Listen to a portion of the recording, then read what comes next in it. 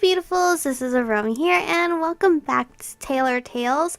So, I played for I don't know how long, but I got $44,000 now, so let's get straight to it. Let's get straight into this game, because I'm very freaking excited.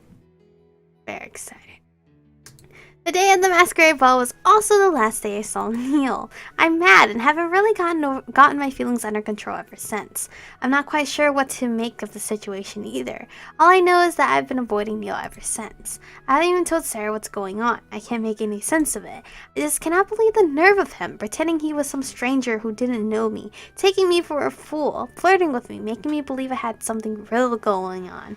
Ugh, I'm just too angry at him. The door of my boutique opens and disturbs my thoughts. A customer. At least that will distract me. A woman enters the boutique with the way she's confidently making her way over towards me makes me think I know her from somewhere.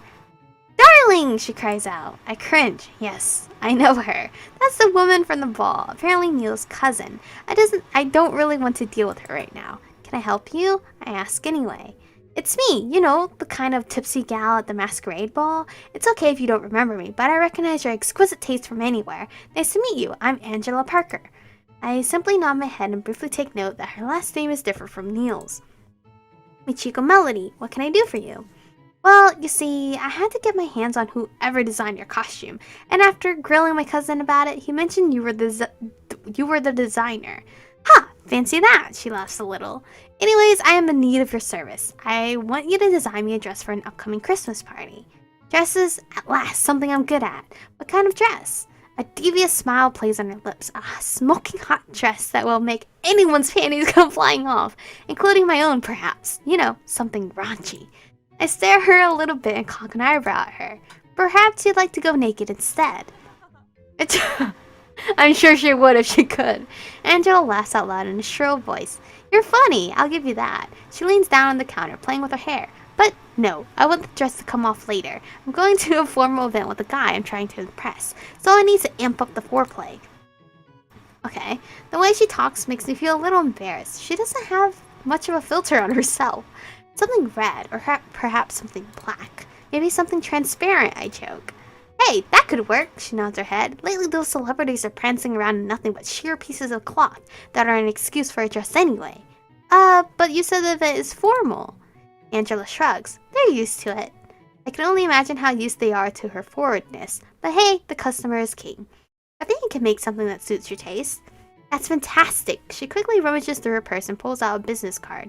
Here's my contact info. Just give me a call and we can set up an appointment. I accept her business card. It looks actually quite businesslike despite her personality. I'm not quite sure I'm up to this task, but I'll give it my all. I will, I say with a smile. Great, you hear from me soon. Bye-bye now. She turns to leave the shop. Okay. Guess we're designing a dress now? A few days later, and I had set up an appointment with Angela Parker. I called her after our initial meeting and I told her I had a few designs in mind and wanted to look some over with her. For some reason, she was too busy to visit me, so she proposed I visit her instead. Since it was a slow day at my store, I figured I could pay a house visit after all. So that's where I am now, standing in front of a tall apartment building waiting for the doorman to let me in. I've got my portfolio and drawing materials with me. The building looks pretty fancy. I wonder if Angela is just as rich as Neil is. Soon enough, I'm welcomed inside, and I go up the elevator to her apartment. I ring the doorbell and patiently wait for Angela to answer. There you are! You're looking lovely today, says Angela as she opens the door with the phone against her ear. No, not you, sir, although I'm sure you're looking lovely today as well, she answers to the phone.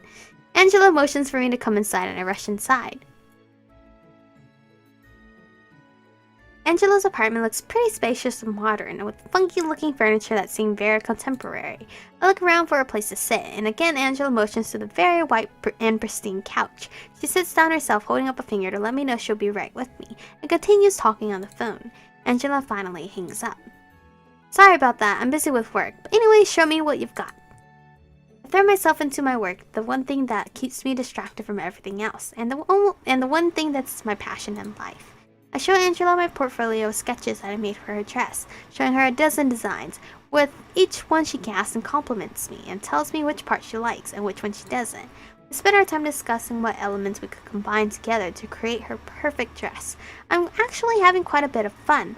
No one has really shown such an interest in my work before. The one thing I'm grateful for, she hasn't brought up Neil. Not even once. I welcome the distraction. Angela gets another phone call interrupting our heated discussion whether or not to cover up her private parts. She quickly answers the call and starts pacing around the room. I go back to sketching the dress we were working on together, wondering how I can make it look not so tacky. Why not come over? Angela asked the person on the phone. I'm too engrossed with my sketches, so I'm not paying much attention to what Angela is saying. I hold out the portfolio to her after I finish the sketch. Angela gives it a quick look over and then points at her breasts and shakes her head, before babbling some more on the phone. I translate this as not enough cleavage, and start conjuring up a new sketch, tuning out her conversation. After Angela hangs up on the phone, we get back to her dress again. I know I'm spending way too much time and effort on getting the sketch just right, but I'm having fun, so I don't really mind if she makes 1,000 revisions. Right, I haven't asked yet. What's your rate? Angela asked. There's a blank look on my face. I've always found it rude to tell people how much I charge, especially when each dress was unique and had a different price. I couldn't really answer her question. Oh, well, it doesn't matter. Name your price. I'll gladly pay you for all of your effort, says Angela. You're doing such a wonderful job so far. I suddenly feel coy and smile. Thank you. Her phone starts to ring again, and Angela throws her hands up in the air and quickly answers it, but not before excusing herself. She walks out of the living room. I take a little break, wanting to have Angela's opinion before I work any further, and I simply look around the room. There's a few photographs hung up on the wall, and I make my way over to examine them. There are mostly pictures of Angela in different attire from famous-looking places such as the Pyramids of Egypt, the Eiffel Tower of France, and a bunch of other famous landmarks. She's traveled quite a bit. There aren't really any family pictures, though. I wonder why. But then I spot one that has Angela in it when she was a teenager and a young-looking Neil. I feel my face flush red as I suddenly remember that night at the masquerade again. I avert my eyes from embarrassment. Angela walks back into the room. I do apologize for being so busy at the moment. People just can't get enough of me. Your pictures are beautiful, I say with a smile. Do you always travel alone? I only see you in the pictures. Angela's smile falters. She gives me a faint half smile instead. Mostly yes, not on good terms with the family and all, but that's a story for another time. Now, where were we? We get back to work. We manage to get a little bit more of the design done. Then a doorbell rings. Angela leaves the room to answer, and I'm back to pouring my ideas into my sketches. Couldn't it wait? I hear someone say from the hallway. No, it couldn't. You have to see this. I've been dying to show you, I hear Angela respond. They walk into the room and I look up from my portfolio to greet them. Hi! I swallow my words. Oh my god, he's so beautiful! So his hair is like that forever, is it? Oh, I love him so much. Neil immediately averts his eyes. He's still sporting that black hair of his that's so unfamiliar on him, but his face is all too familiar to me, despite looking paler than normal. What's she doing here? He asks Angela. Excuse me, what are you doing here? Angela knocks him over the head. Be nice, young man. I'll have you know I've commissioned her to make me a dress. Yes, but why is she... Neil gestures with his arms. Here. Angela sits down next to him on the couch. I'm too busy to leave, so I invited her over. Don't talk like I'm not here. I say in an angry tone and glare at him. I'm trying my best to fight off the blush that's trying to come up to the surface. I'm not talking to you at all, says Neil with disdain. He then looks at Angela. You didn't ask me to come over for her, right? You know I'm swamped with work this week. I can't afford to take off breaks. Pooh-hoo, you're always working lately. I just wanted to show you our vase. Just look at how fabulous it turned out to be. Angela points towards a simple white vase standing on top of the coffee table. Neil sighs loudly, covering his face with his hand to show his disappointment. I sit there quietly seething in my anger, clenching my fingers around my pencil. I need to go. I can't stand being around him any longer. Angela, I'm leaving, I tell her. I scoop up all my materials and close my portfolio. Sweetheart, no, you don't need to go if this baboon is bothering you. Baboon? Neil interjects. I'll let you know when I've come up with a suitable design. I quickly stand up and I walk away from the both of them, refusing to look at Neil any longer. I can hear them yelling at each other when I finally leave. Oh. Okay. I'm really scared for it to hit me, but like, oh, that's it for Neil's chapter, and I'll be so upset because I'm so poured. My feelings already poured into this guy, so please don't stop. It's been about a month since I've started working on Angela's dress. She needs it next month before Christmas, so I've been working extra hard. I don't want to think about Neil at all. I've been trying hard to suppress any thoughts about him, so I work even harder. Sarah came over today. It's the first time we've met up again since before the ball, which meant, of course, she's been asking questions about it non-stop. Did they give out awards, like a King and Queen award? She asked very excitedly. This wasn't a prom, Sarah. I sigh. I really don't want to talk about it. Aw, but I can totally see that being a thing, you know? Anyways, I'm still completely jealous that you got to go. I say nothing. I stare at the little notebook on my counter, filling in some numbers. The person you're making this dress for, you met her at the party, right? Asked Sarah. Yes, she was quite the drunk back then. Sarah chuckles. What about you? Did you drink a lot of champagne? Some, I say, trying to avoid talking about it too much. Any other clients, or perhaps Prince Charming? She asks with a wink. I can feel my face heat up, and I'm unable to stop the blush from spreading on my cheeks. I quickly turn around and hide my face from Sarah, but alas, she spotted it nonetheless. You're all red in the face, Michiko. Oh, Michiko, you didn't tell me anything happened at the party. Come on, spill. Did you meet some rich guy and you had an enchanting evening together? I groan out loud. I don't want to talk about what happened. You met some prince at the party and you completely forgot to mention it to me. I'm hurt. It's not like I forgot, I say. I just don't really want to talk about it. The night didn't have a good ending. Oh, says Sarah. She looks worried. What happened? Did something bad happen? Bad? I don't know what to call it. All I know is that my feelings are a mess and it's all Neil's fault. You didn't get molested, right? Sarah sounds really serious all of a sudden. What? No! I shriek. No, nothing like that. Although I guess it does feel a little similar to it. Had I known it was Neil, I definitely would never have gotten along with it. I never would have kissed him. But I would totally kiss a stranger, apparently. Or at least, I think so. I'm still so confused.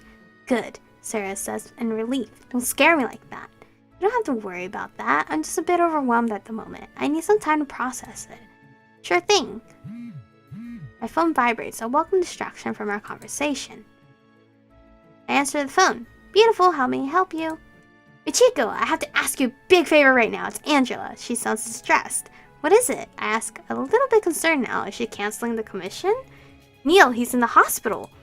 Doesn't he work at the hospital? I state as a matter of fact. I don't know what happened. They say he's collapsed. His parents are out of town, so he's got no one taking care of him. I'm in Italy at the moment. I can't visit him either.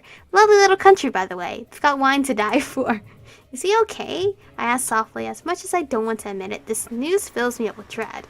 We have to go there now. Please. He's got no one else. He's in room 201, West Wing or something. Oh, be sure to dress up nice, sweetheart. You want to bedazzle him if you'll be the first one he sees. I'm not quite sure what to say. It's always hard to get a word in when Angela starts talking. It's also hard to tell her no. Oh, and knock him on the head for me. Thanks. Bye-bye, darling. She hangs up. I stand there feeling empty for a few seconds. Neil's in the hospital? Who was that? Oh, who was it? Sorry. Asked Sarah after noticing my grim expression. Suddenly I feel compelled to leave.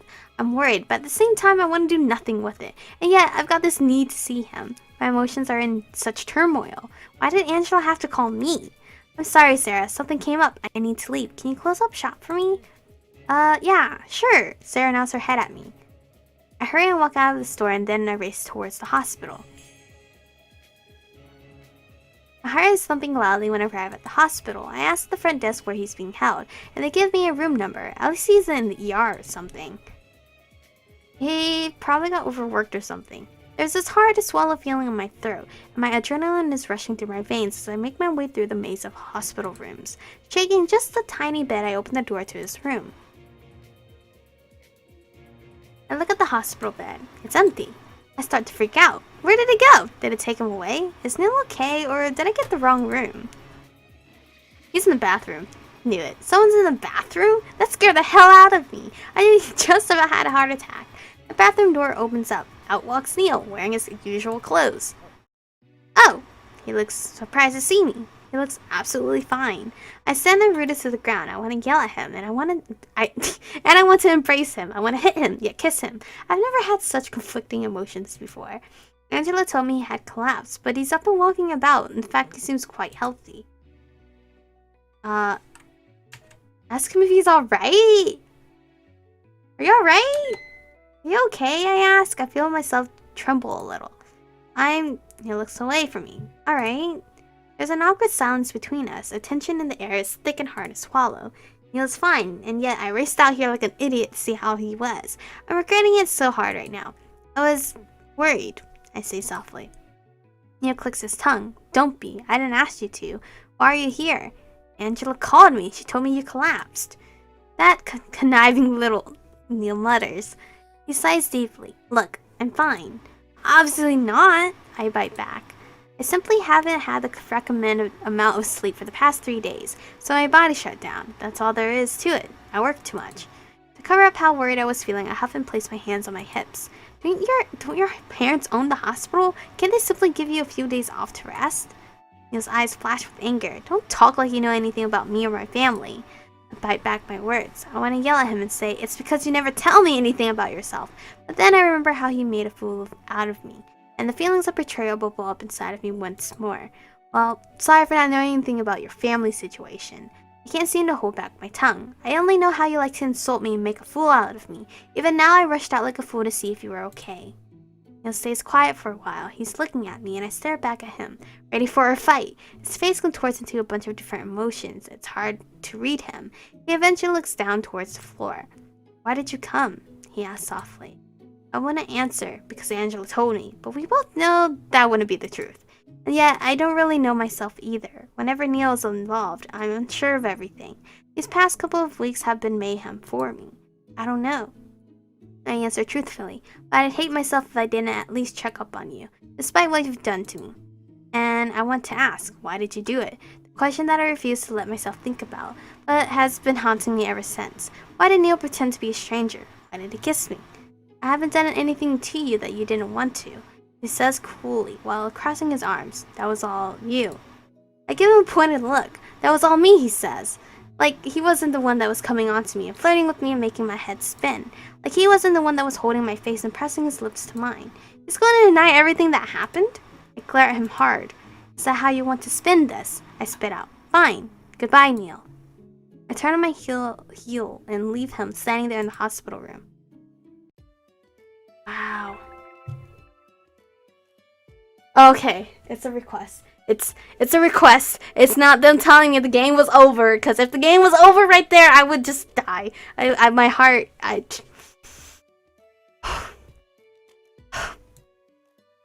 shook. I'm so shook. What is it? What is it? I want something shiny and gold. Definitely gold. Do I have that? I don't have that. Oh, it's Angela. Oh, I don't have that. Tired, she wants. What detail is that? It's this. The grungy look? I don't know why she wants that. Okay. And it's this one? Is it this one? The plunge, yes. She likes the plunge. Okay, do I have the colors though? I think I have the colors, right? That's the plunge. Is it this brown? What kind of brown is that? It's hidden. Guessing that's brown. It's grungy look. Here, it's a yellow, right? Where's that orange underneath?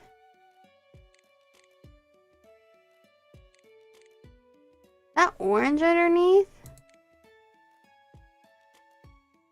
Dude, I'm not knowing my color. No, that the detail is orange.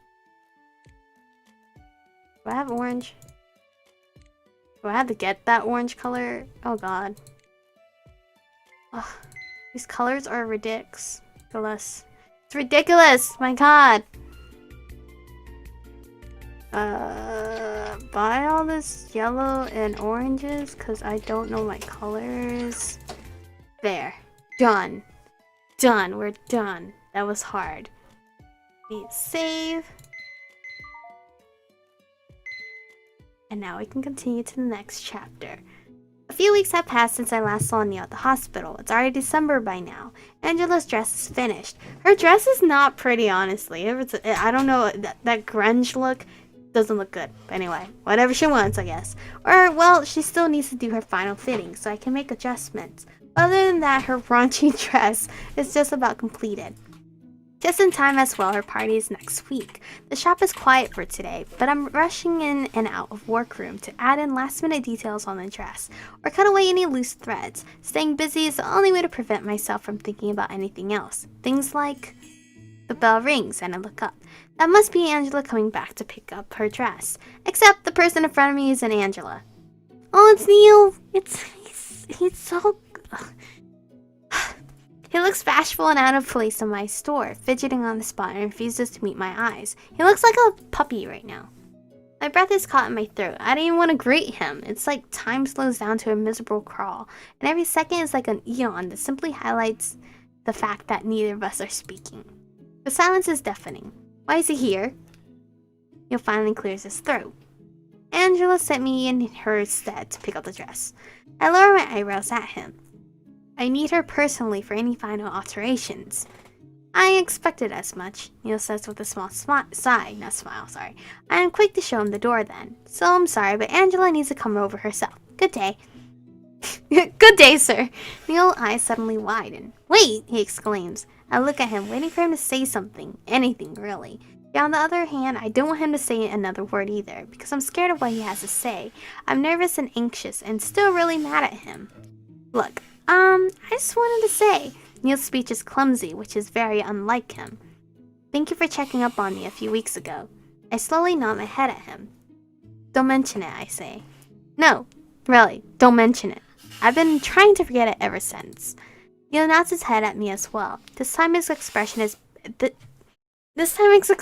back to being serious. The Neil I know, he turns around and starts to walk away.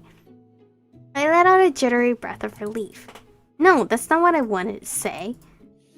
Neil turns around once more to approach me. He takes a huge breath and awkwardly fixes his tie. His lips part, but no words come out. I stare at him some longer, wondering what he wants to say. But with each passing second, I can see Neil is starting to break out into sweat, and his cheeks are slowly tinting pink.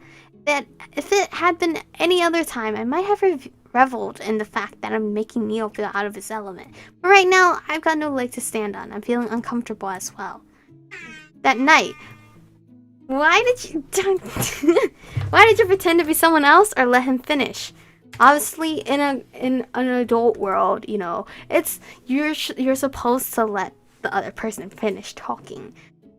But in reality, you know, we always fight against each other. But let him finish. Let's see what his point of view is, because we know our girl's point of view. Neil pauses and I stare at him, waiting for him to continue what he has to say. The anticipation is hard to swallow. How come you didn't recognize me? What? Are you for real? Because you don't have purple hair. Neil gives me this conflicted look. I look down at my hands with my cheeks turning slightly pink from embarrassment. I mistook someone else for you. You have the same color as you. Hair color, sorry. He even rudely bumped into me. I gulped. But how could I have known it was you? I mean, look at you. Neil blinks at me, then looks away again. He runs his fingers through his black hair, like he doesn't know how to respond. Every year they hold the masquerade ball in my father's honor. Angela and I have always attended since we were little, Neil finally says. We tried various things to look different from normal, turning it into a bet of who could spot the other first. This year I changed my hair color, even though it didn't matter as Angela found me relatively fast. So this was your plan all along, to fool me. No, he says hastily. Did my girl not hear? He's playing a game with his cousin. I mean, yes, I plan to be unrecognizable, but I didn't have this master plan of deceiving you. Believe it or not, I like things simple and clean. I figured you'd notice straight away. How could you not? My voice was a dead giveaway. But that doesn't explain why you went along with it. Why, Neil? Why did you continue to fool me into thinking you were someone else? Neil stays quiet, looking pensively at the floor, refusing to answer. I can feel my emotions bubbling towards the surface. Do you really hate me that much? Neil looks at me in shock. No, I don't, he says softly. I His cheeks are suddenly colored with a deep shade of red. Oh, he doesn't hate me! He didn't say I don't hate you. He just says don't hate you. Okay. And then in the most uncharacteristically way possible, he bolts for the exit. Aw, his action was like a kid. Next day after Neil's spectacular escape, Angela comes by the boutique personally. Darling! She greets me with a large smile. Hello, Angela. Welcome, I greet her. How is Italy? Marvelous, just a divine sweet little country. Although if I see some pizza one more time, I think I might barf. Angela scrunches up her nose. I laugh a little, then I gesture towards my workshop. I need you to come with me to the back to fit the dress. I can't wait to see what you cooked up. Last time I saw that dress, it was still inside out. Angela walks with me to the back where I have her red dress waiting. Wait, she wanted red. Why did the dress we make was orange? Or brown. I don't remember what color it was. She's squealing in awe, unable to contain her excitement at seeing the finished dress. She tries it on, and I make a quick few alterations as needed, so that it fits her perfectly. It's raunchy and daring, and that's exactly why Angela likes it. Forget about wanting to draw attention to the man I've got my eye on that night. Everyone's eyes will be on me, says Angela gleefully. Even the ladies will be checking me out. She winks at herself. You did well, Michiko. I almost wish I could have taken you with me to the party, you know? I've already got my +1. He's going to adore this, or downright worship me. I hope you have fun at your Christmas party, I say with a small smile. Angela looks at me after stuffing the dress inside of a large box. You look a little sad. Are you feeling a bit under the weather? I shake my head. No, I'm fine. Thanks for asking. Tell you what, sweetheart. Come over for dinner at my place tonight. You absolutely have to. Food will be ready at 6. See you then. She's okay. She then grabs a large box I prepared for her and struts away with a smile. I'll have a very nicely written check for you to pick up tonight. Ooh. Angela leaves my store with her dress in tow. Well, I guess eating dinner at Angela's apartment isn't such a bad idea.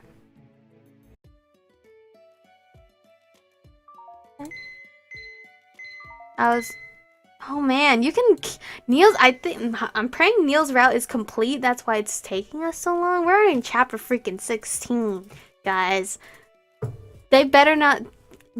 Creator, you better not let me down and like shut me down real quick with a, oh, that's it for Neil's chapter, or else I'm gonna be really upset because I'm already devoted and everything. But anyway, thank you guys for watching. Stay beautiful, and I'll see you guys in the next one.